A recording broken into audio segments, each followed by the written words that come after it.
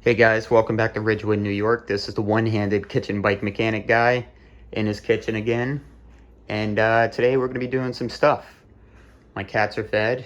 If they weren't, they wouldn't leave me alone long enough to do this video, so let's do this while we have a chance.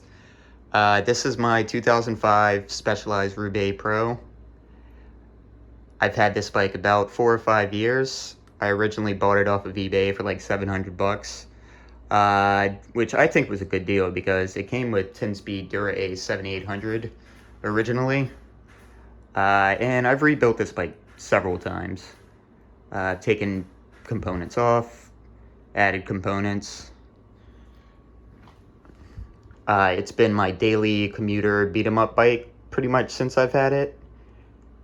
Now, it could be wrong, but I believe the model year before this, the 2004 Roubaix, was the first full carbon fiber frame monocoque frame that Specialized ever produced. The E5 original S-Works came out in 2003, and that was kind of a carbon fiber aluminum combination construction. And I think that was the first carbon Specialized generally. But this is a full carbon fiber monocoque frame. I think also this was the first bike to feature the Zertz inserts that the Roubaix became famous for. Honestly, I never hear anyone talk about this bike. You know, they always talk about the SL4 Roubaix, which I would love to have gotten my hands on. From everything I hear about it, it's a fantastic race bike. That bike was like made famous by Tom Boonen and like all the Spring Classics riders. The geometry of this frame is, I guess, based off of some of the late 90s, early 2000s LA frames. It looks pretty similar. You know, if this were aluminum, it would be in LA. With Roubaix generally, the thing that separates their geometry from more road race bikes is kind of the stack height. And you can see the stack height on this is kind of tall.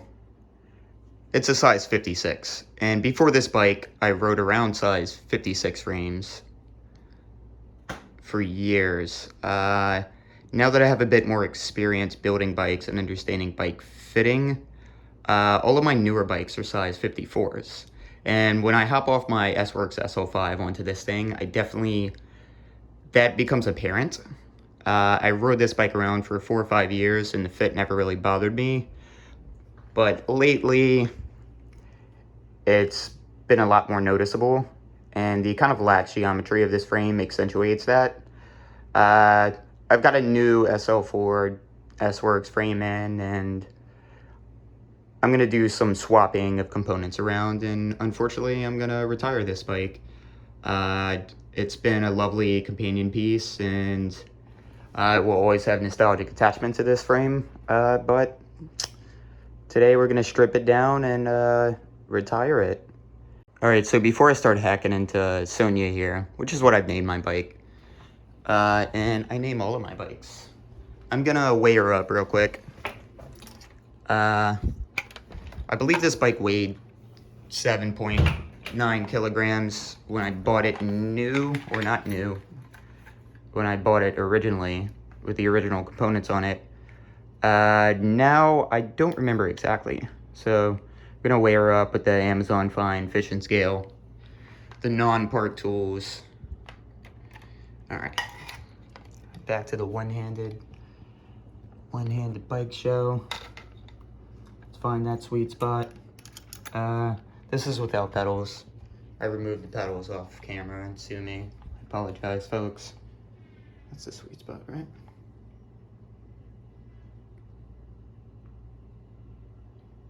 .5, 7.6. With the pedals about 7.7. Alright. And that's with this 11-speed Ultegra group. You know, that's still pretty light. And for my daily commuter, like beat-em-up bike, you know, this is still a, you know, performance race bike, in my opinion. But alas, we're gonna do some different stuff. So the main difference from the original build, aside from upgrading from 10 speed to 11 speed on this bike, was I completely swapped out the handlebars and the stem and chopped the steer tube down. The original handlebars that came with this bike are these, which is Roubaix 6066. They're like one of those ergo fit bars, which, you know, I can't imagine anyone is a fan of these style of bars. Everyone I hear talk about these bars has said they're not ergonomic. Like those little divots, like those weird bends in the bars, are not really comfortable. And when these bars were on the bike, I like never used the drops really. I don't know, it just didn't feel racy to me. Also, these bars were 42 centimeters wide, which is a little wider than I run now. Mostly I run 40 centimeter wide bars. The clamp size on these bars was non-standard, which I didn't know when I bought the replacement bars, which pretty much rendered the stem that came with this bike useless. So I upgraded to this S-Works stem, which is probably the nicest thing on this bike, aside from the derailleur there that I recently replaced. These were the pedals that I ran on it for a while. They're dura-ace 7700 pedals, and I originally had toe clips on these. When I first bought this bike, I wasn't into the clipless stuff yet, and these pedals kind of matched with the 7800 group set that I had on it for a while. And they're nice pedals. They suited me just fine. When I upgraded everything on this bike to 11 speed, I originally had this Ultegra derailleur on it. As you can see, it's absolutely ripped to shreds. And that's kind of a funny story that is very much about home bike mechanicking. Basically, I took a chain off of another bike and threw it on this bike, and it was way too short. And I was stopped at a red light, and I like was shifted to the second highest cog on this cassette and like laid a heavy pedal stroke onto it as I pulled away, and pretty much seized up my rear wheel and destroyed the jockey wheels on this thing. So I replaced it with a 9000 derailleur that I bought off eBay. All right, I'm trying to think of where to start stripping on this thing. Got my trusty tool bag out. Got my little black pouch with all my Allen keys in it. I guess I'm gonna start by just, you know, removing the cables, because that'll make everything else a lot easier now, wouldn't it? So let's start with this rear mag. Cable pinch bolts there. I believe that's a 3mm. Pull the Pedro's 3mm out. Now I could just start, no, it's a 4mm. I could just start clipping these cables, but I kind of like to release the tension on them first before I do that. Just makes me feel a bit better.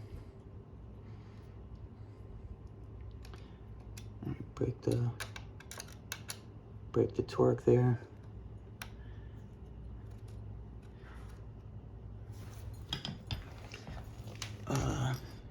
This is a 7800 front derailleur.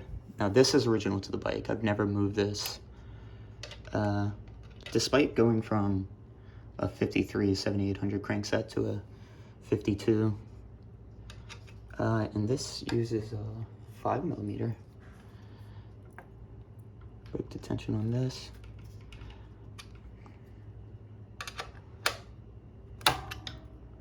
There it goes.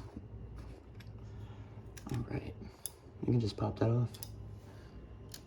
Pop that off too. Right. Now I'm gonna break out my second most used pouch. This is kind of my cabling and chain maintenance pouch. We're gonna need that. Pop the chain off. It's my chain tool. The cheap ass eBay finds. I've got my cable clippers, not Perk tool, another cheap ass eBay find. We're gonna clip that boy.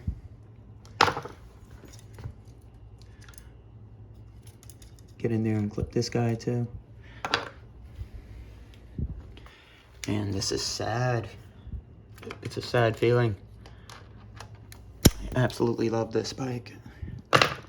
Alright, now that we've done that. Oh, I didn't mention this earlier, but this bike has all external cables, which I actually appreciate on these older frames because it makes working on them so much easier. I'm gonna pull these cables out. There's the shifter cables out. Let them dangle for now. We're gonna get in here and extract this chain. This is a KMC SL11. Oh. That front derailleur's in the way there, so what I'm gonna do is kind of let this thing shift to the small ring.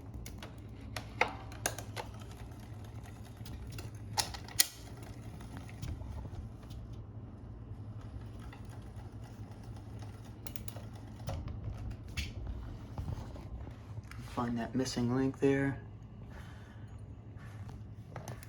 Now on the packaging for this KMC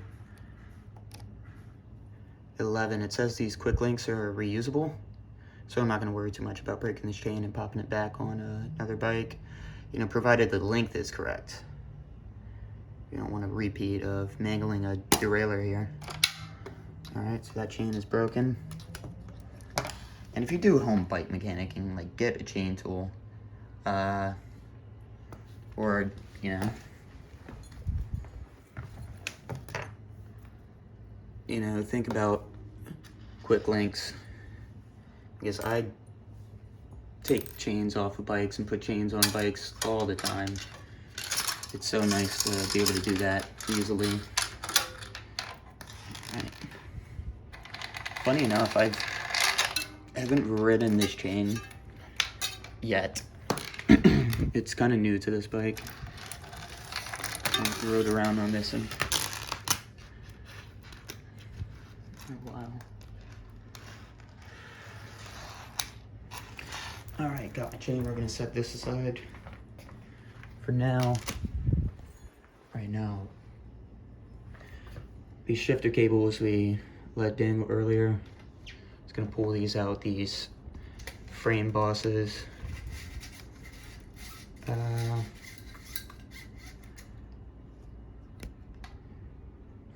I wonder if these cables are gonna be long enough to reuse on another frame. They're in pretty good shape. I think I clipped in past any crimping points. They might be reusable if they're long enough.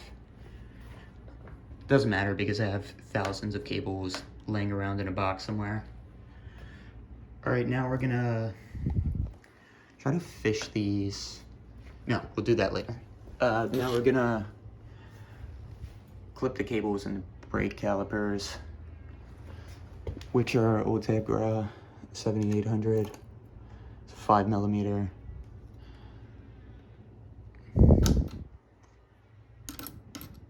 Just like with that front derailleur, once you unclamp these, they're gonna open up. All right, that's the front, done.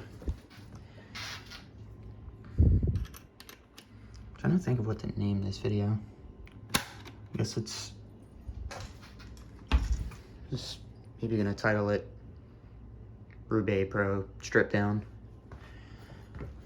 All right, so 10-inch released on those brakes. Clip those cables now.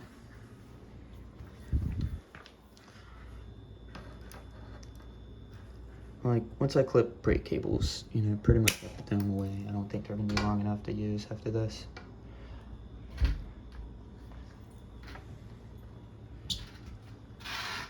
Any bike owner understands what's going on right now. Leaning a bike against the wall. All right, let's get in there and clip those boys.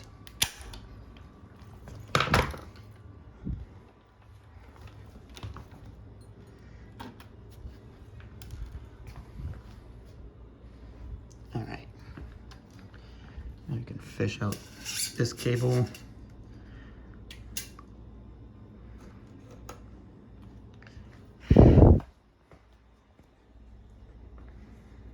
Now let's try to get these cables out of the STI lever setup here. Brake cable should be easier. You just open it up and there's the end bolts. Most of the time you're just able to grab it like that. Hold it open, fish it right out. And genius design of these STI levers is on full display. We'll do the same for this side. All right, so off camera I pulled this hood back. That's a bit hard to do one-handed, isn't it?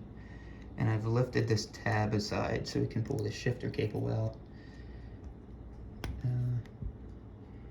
This is gonna be a pain in the ass. I'm gonna just get your thumbnail in here if possible. Yeah, there we go. These are good STI levers. I've had these for a long time.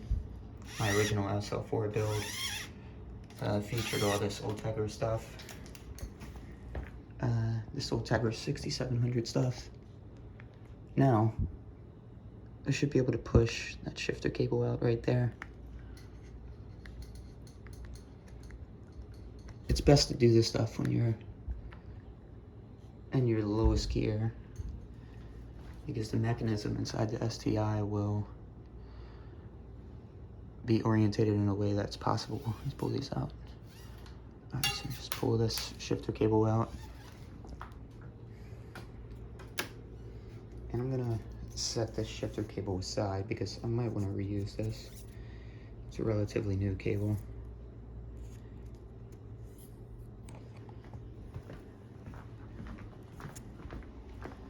Pop that on the desk for now.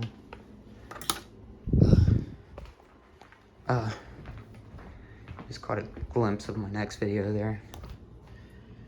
Alright. Alright. Doing the same for this side. The front derailleur lever.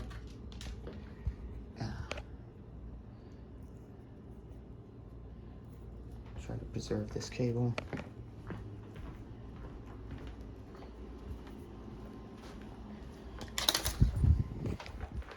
Alright, let's see what we got here so far. Alright, now what can we do? I suppose theoretically we can take those bars off, but I'll do that later. Let's take these mechs off. I can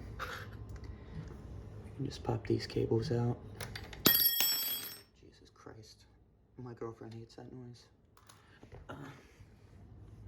I'll probably reuse some of these outers if possible. Not a big deal, I have 100 of those boys laying around anyways. Alright, so we're gonna pop off this dura-ace 9000 rear derailleur. This is a 5mm Allen key. Get in there.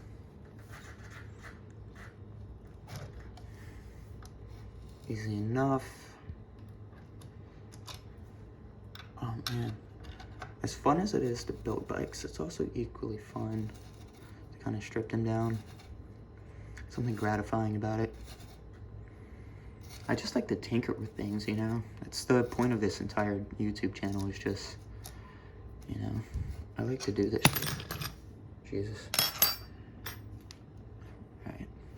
It's beautiful derailleur. We're gonna use that for another build. It's not the last you'll see of this derailleur. Drop this on the desk.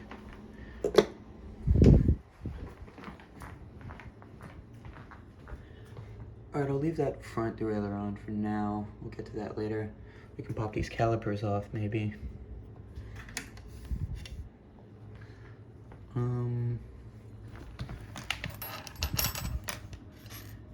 Let's set this quickly because I'm gonna lose that.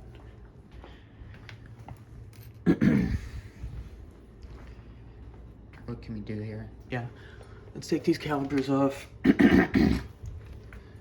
are really nice calipers, these Ultegra 6700.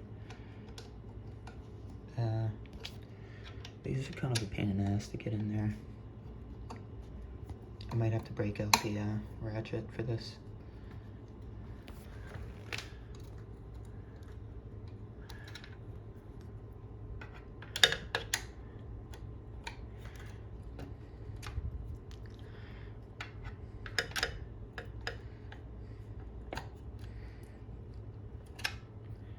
I'll get back to you guys on this. Alright, so we got that rear brake off. Go ahead and do the same for the front caliper. 5mm.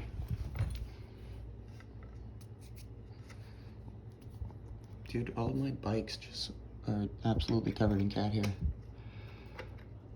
I love my cats to death, but it's kind of annoying being covered in cat hair all the time.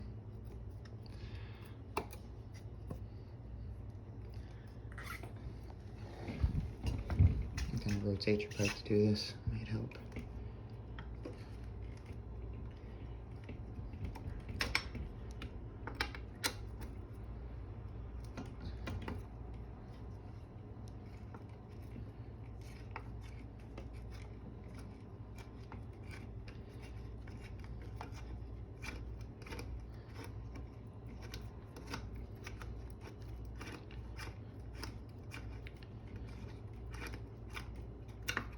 All this stuff has been pretty simple so far, you know.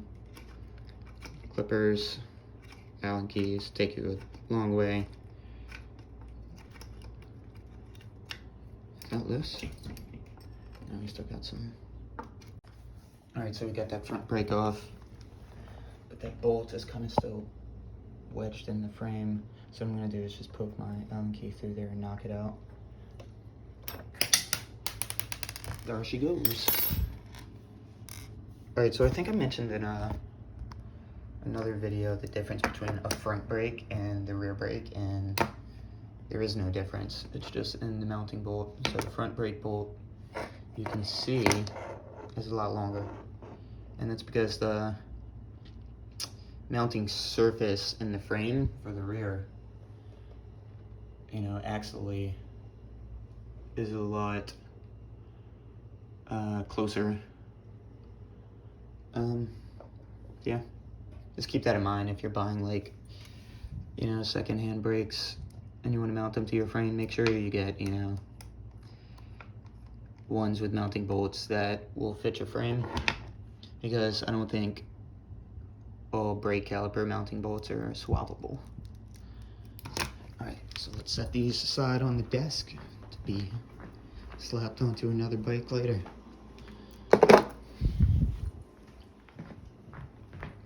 Alright, so we're making good progress here. I guess what we can do now is take that crank off. This is going to be the good stuff. This is what you came to see, folks.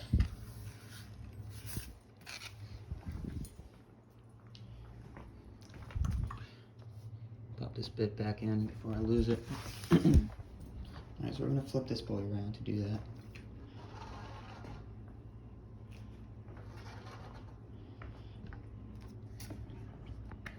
Yeah, this is.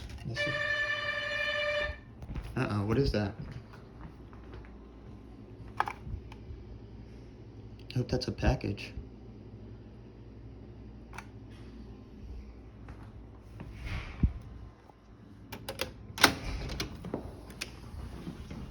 Hey. Hi, how are you? Yeah, thank you. Look at that, folks. Just got a package. Lord.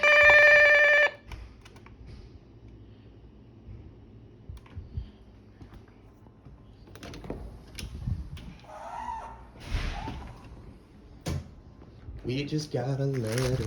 We just got a letter. Definitely like some bike stuff. Oh. Oh. That's for the next video. We can throw that on there. Bullshit. Alright. Back to the build. Before the not so rude interruption. This is why you came, folks. Taking fucking cranks off. Pulling cranks off here. You know, I love Shimano. You know, I'm a diehard Shimano. I'm a Shimano head. Because their shit is so intuitive and easy to work on. So we're gonna, to take the crank off first, you have to kind of loosen off these pinch bolts. And you do them incrementally, as you do with any pinch bolt situation, just not to put too much stress on a pinch bolt. So 5mm Allen key, non-drive side. Here's how the crank attaches to itself. I get in there.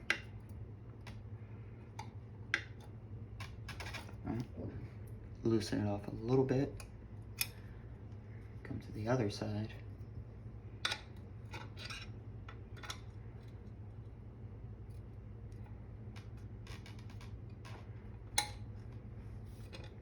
Loosen that off. This one's gonna be difficult, huh?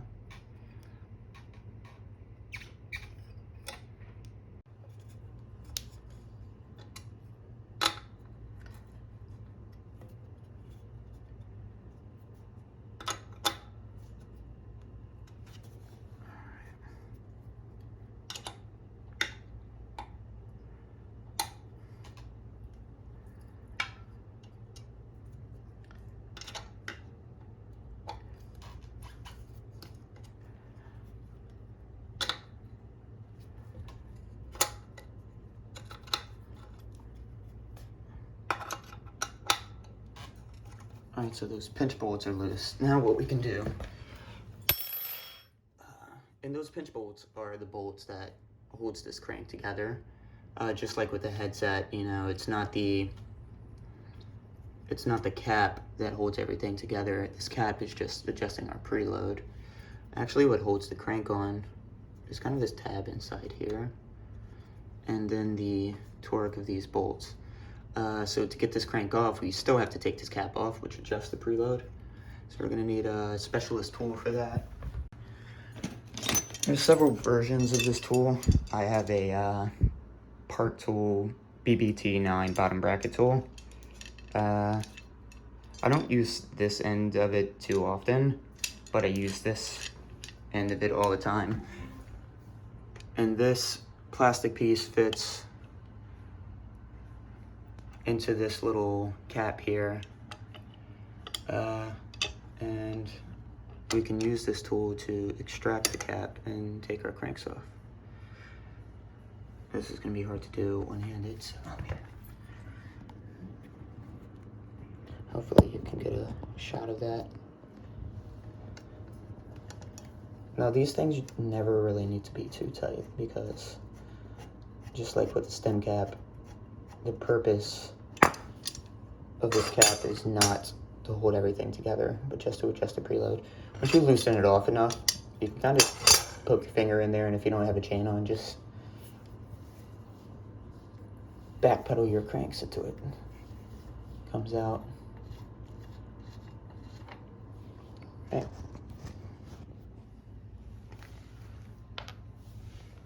There's the crank cap.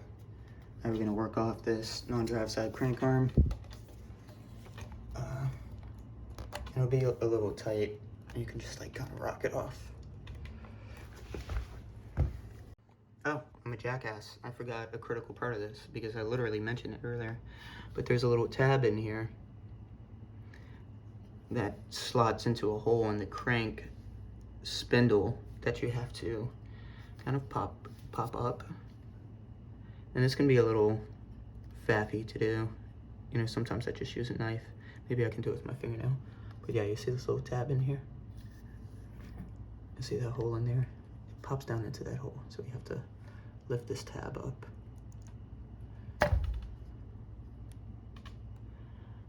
It helps having a narrow, flat object to do this with. I'm gonna grab a knife.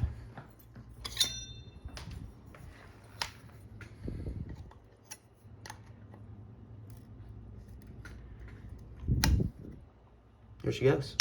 So So once that tab is lifted off, then you can easily pull off your crank. And there she goes.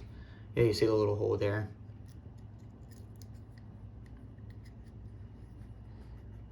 That little notch, I don't know if you can see it.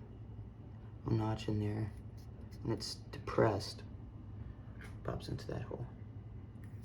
Cool. So that's a crank arm off. And this is an Ultegra 6700 crank set. 172.5, which I've been running a while now. Fits me just well enough. All right, let's flip this bike around and pull the crank out the other side. All right, guys, now that we popped the non-drive side crank arm off, we're free to extract this Ultegra 5238 chain set off. One-handed bike mechanic doesn't have a bike stand, so I'm going to brace it with my foot. Oh, she's sliding out already. And sometimes these things can be in there pretty tight. But she just slid right off. Here's the Ultegra chain set. That's the bottom bracket for this bike, which I think is do not disassemble. All right, I don't plan on it. I think this is a BSA. You know, it's a thread-in unit, which is awesome. You know, as you guys will see in my next video, I prefer threaded bottom brackets so much more. They're so much easier and more intuitive to work on. And I think Specialized made a grave mistake by like pursuing these press fit and BB30 standards. You know, but we're not gonna be screwing around with that today. All right, guys, so this is where we are so far. We've got that mech off, the brake calipers off, got the crank set off. I guess we can take this clamp on FD 7800 off now. All of my other derailleurs are braze-ons, which I'll have to get a new braze-on derailleur to build up my new frame. I don't know if I'm gonna say I prefer a braze-on or a clamp-on. I guess you have to take the bolt completely. You can see there, like, the difference in the color of the carbon. It's been exposed to the light versus what's been under there. And that's evident in the fact that I've never taken this derailleur off since I've owned this bike in 5 years. I've never had to, really. And even when I kind of geared down this bike to a 52 tooth chain set, you know, I didn't have to adjust it. I kind of just continued riding it around, and I didn't really have any problems with drop chains or anything. I think I just adjust my derailleur as well. So we'll set this guy aside. I don't know if I ever use this again, really.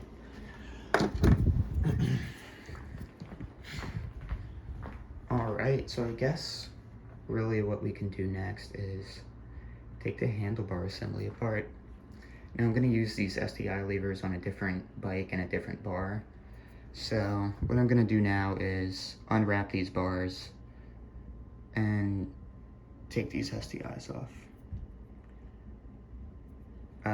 I'm basically just gonna take a pair of scissors to these taped up regions.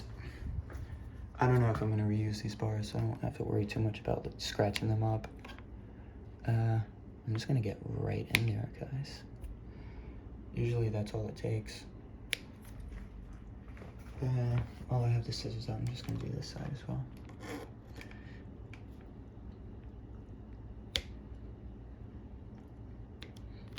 Yeah, that's usually all it takes for me.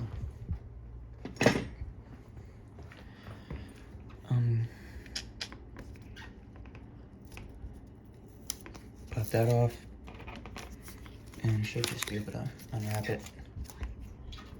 This is one of those standover frame situations, which most handlebar things tend to become. Stand over your bike. Brace it with your knee. Use two hands to do this if you feel like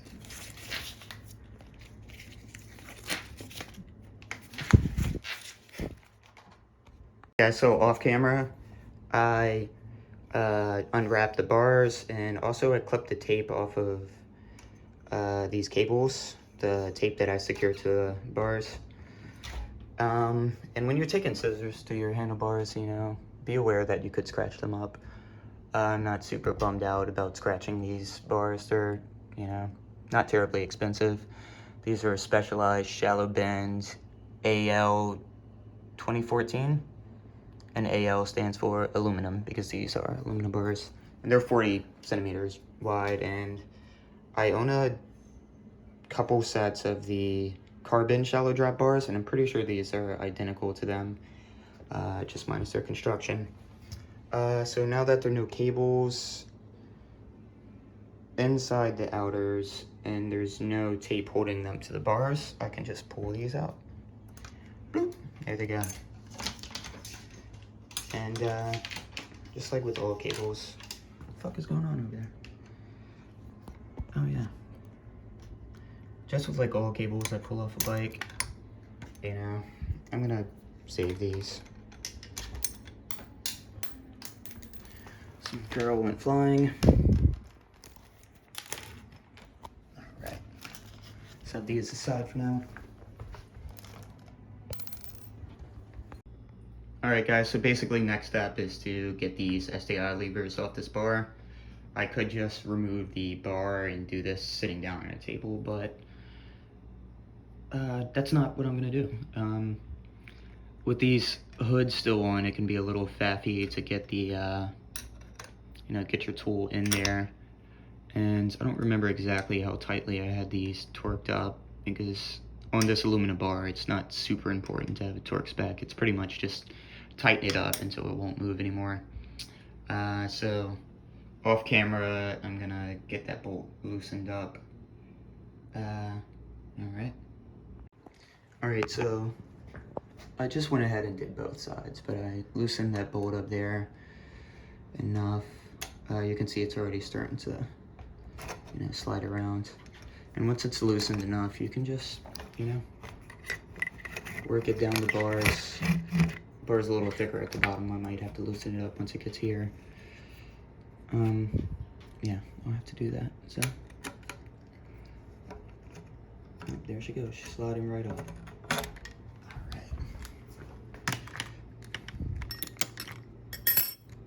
Just reassemble the tab in there. And that's the tab that like fits over the shift cable insertion point.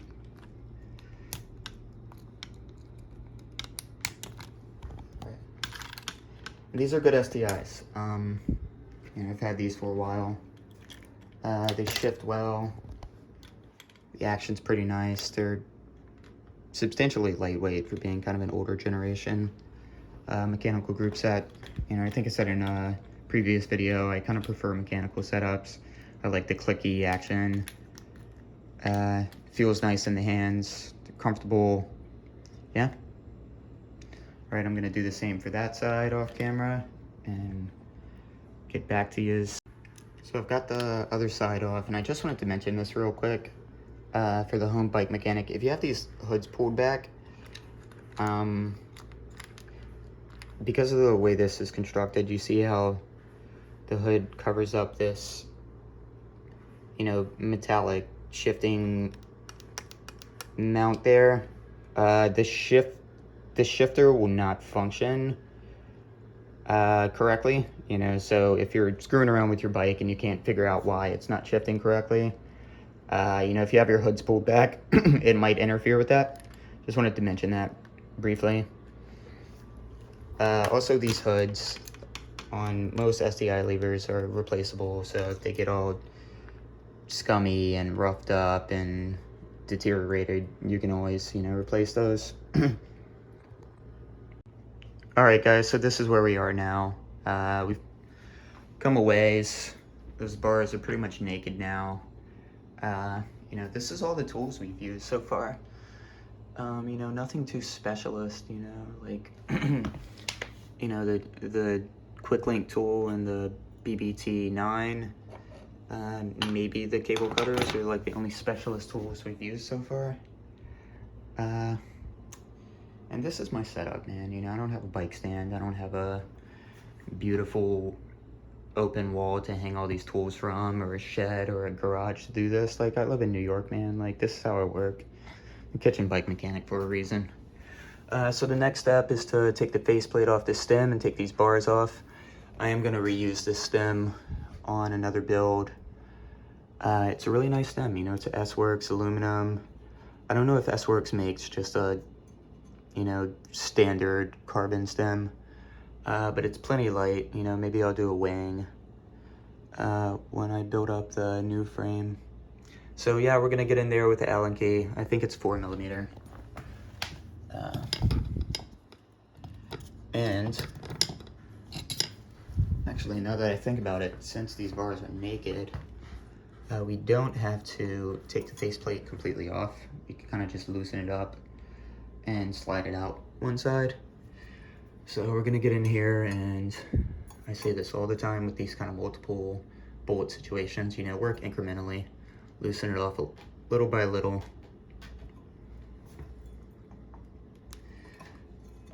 And when you do that, you can feel how, like, you think you get a bolt pretty loose, and then you work around and come back to it, and it'll feel tighter again. And that's because, you know, all these bolts work together. And when you loosen one bolt off on one side, you know, the uneven torque distribution retightens the bolt on the other side. So, you know, little by little, we'll work around. I haven't gotten to this one yet. Yeah, this is a nice stem. I'm happy with this purchase. It's 120mm. These bolts are titanium. The entire construction, I think, is some kind of aluminum alloy. And the construction of most, like, bike materials, they're never going to be like pure aluminum, like pure steel even. There's always some kind of alloy involved. And an alloy basically is kind of just a mixture of different metals. Alright.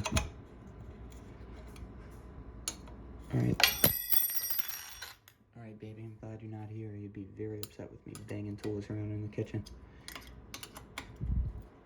Alright, so just starting to shift a little bit, it's loose. You can slide that handlebar off and continue about our business.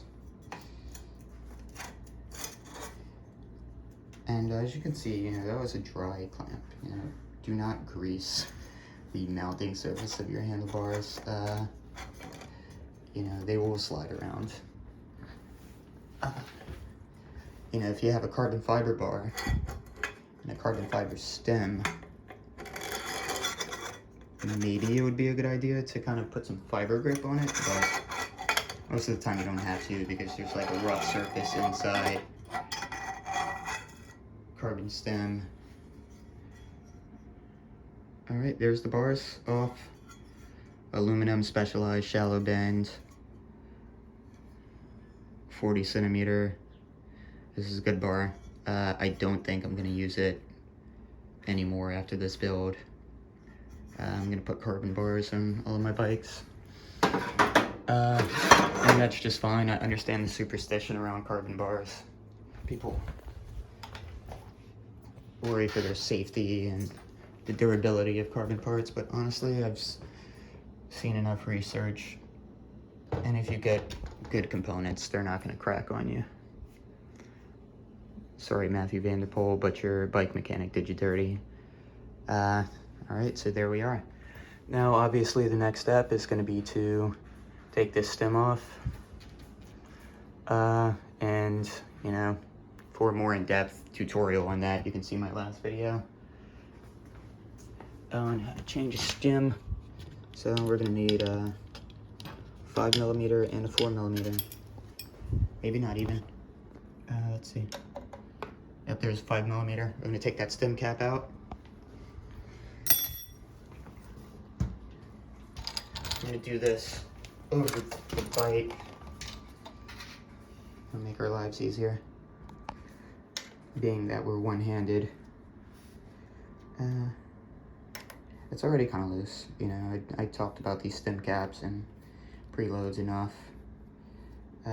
You know, they never need to be super tight. Work that off with the fingers, not put our tools in our mouth. All right. I was debating making a video about steer tube plugs, and this steer tube plug kind of inspired that idea, because it's a poor design in my opinion. You know, maybe in the future if I have the resources, I'll do a video on that. All right, now we have to work off these pinch bolts on the side of the stem. I think that's for this stem is a 4mm. Yep. On a lot of zip products and a lot of carbon fiber products, they're torque bolts. It's kind of a different, you know, a different end. And once again, we're going to work these off incrementally.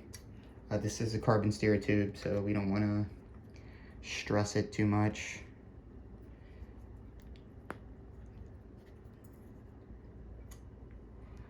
Right. Right.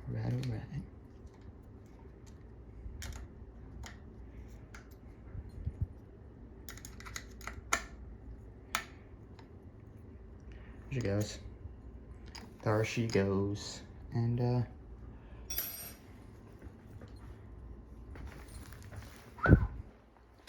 open you folks.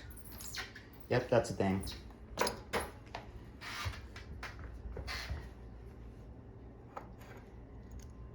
There she goes. One beautiful S-work stem.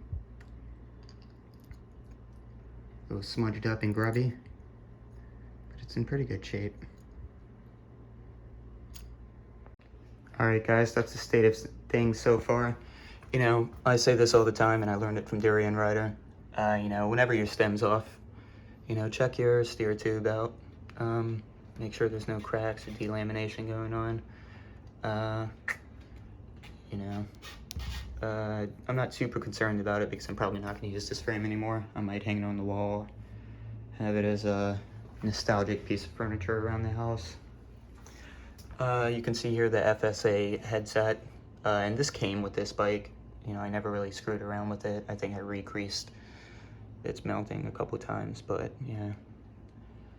I guess what we can do now is get that saddle off. And this is one of those annoying, in my opinion, 2-bolt systems where you kind of can use this bolt, you know, once this bolt's loosened up, you can use this bolt to adjust the angle of your saddle. But really, you know, it's pretty faffy and I hate that design. My girlfriend's Pinarello seat post is like that, and I much prefer the 1-bolt kind of stem, you know, securing and tilting, you know, interface that's on like S-Works post and zip post and most modern post. So I guess we can go ahead and take care of that.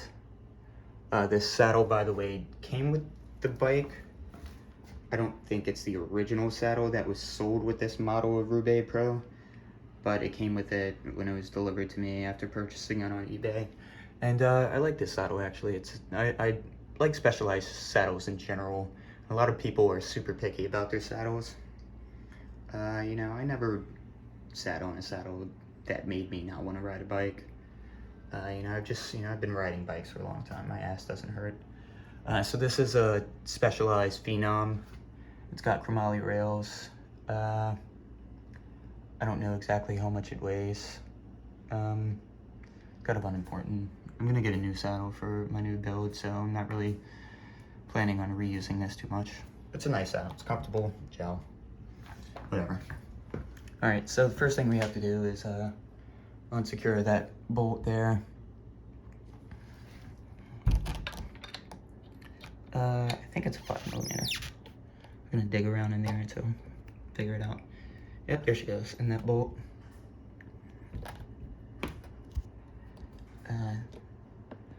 These can be pretty tight if you want them to. I don't know what the torque spec on this obscure seat post is. And I'm not 100% sure what the seat post is. You know, when I see pictures of the 2005 Roubaix Pros, it has a similar seat post to this, but with like a Zertz insert. So this might be an aftermarket post, I really don't know. But regardless, we're gonna not need it. So, the saddle's getting loose, you can kind of see it rock back and forth now.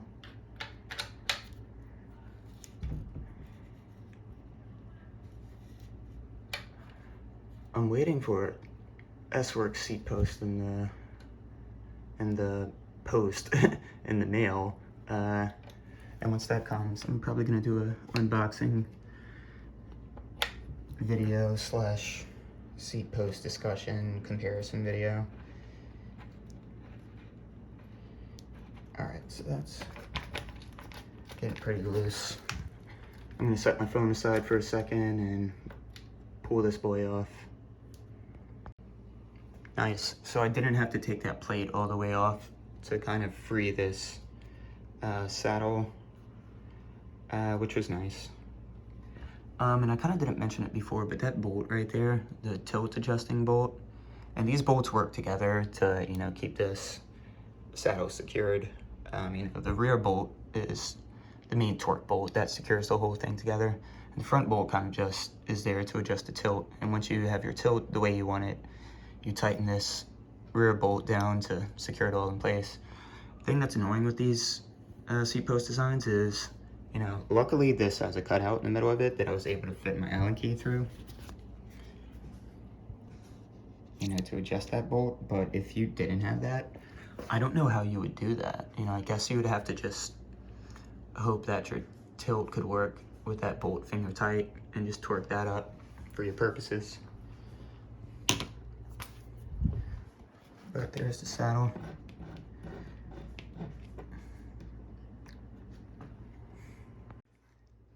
Alright guys, this is a pretty stripped down frame. I would say we're finished, but I left the biggest job for last.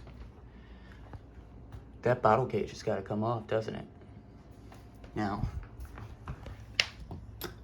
this is going to be a big job here. You know, what are we using here? 4mm Allen key? I mean, fuck, I might have to take this into a shop to do this. Now, all jokes aside, like, you know, if you have to take your bike into a shop to put a bottle cage on it, you know, what are you doing, bro? What are you doing?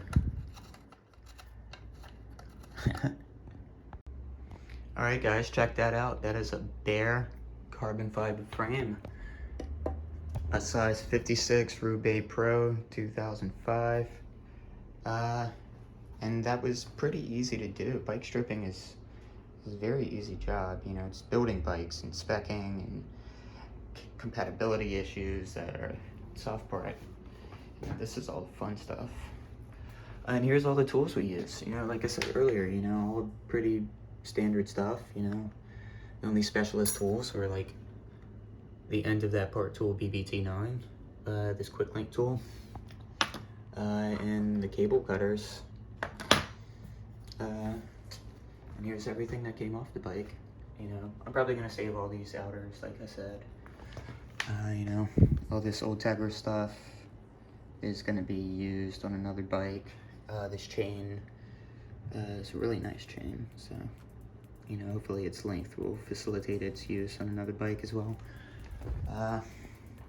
Yeah, it's weird to see this frame like this because since I've owned this bike, I've never completely stripped it down like this. You know, it's always been built up in some, in kind of some fashion. So, I don't know, it's a weird moment. And it's a nice looking frame, you know. Honestly, if those seat stays were dropped a little bit, you know, kind of down more, that, you know, it would look like an SL6. It's kind of funny to think about, you know, take the Zertz out. It's got aluminum dropouts. I didn't mention that earlier, but that's a thing. I guess since it's in this state, and you know, the bottom bracket's still in there, seat post still in there, the headset's in there. while it's in this state, I'll use this opportunity to weigh it. You know, for those of you who are morbidly curious about this and want to know how much size 56 Roubaix Pro weighs. There she goes. There's my fishing scale. Roubaix Finds fishing scale. I hope I'm not showing my face just now. Let's get in there.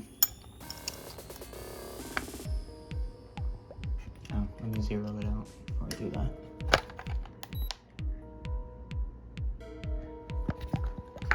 My guess is going to be 1,800 grams. That's my guess.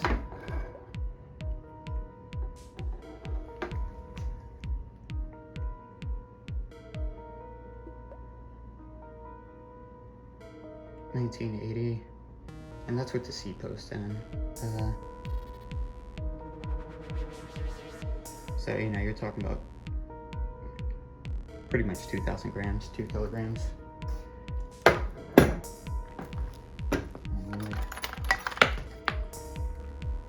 Alright guys, I guess that's pretty much the video. You know, kind of sad feelings overwhelming me right now because I love this bike very dearly.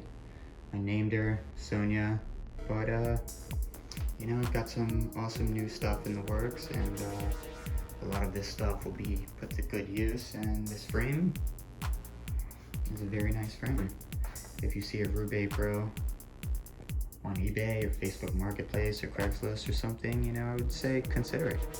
It's a beautiful bike, it's plenty stiff, it's lightweight as you saw, and it's fucking cool, dude. Like, you know, one of the reasons I bought this frame, it was kind of this old school, like, carbon layup look it's got going on. I can kind of observe now how well I've taken care of this frame, you know. You know, I've got newer frames I care more about that are more scratched up than this. You know, I might sell this. I'm not gonna really say how much I charge, and if I don't sell it, I'll probably hang it on the wall somewhere. Thanks for hanging out with me in the kitchen, folks. I had a lot of fun doing this, and I'll catch you again sometime. Ciao, ciao for now.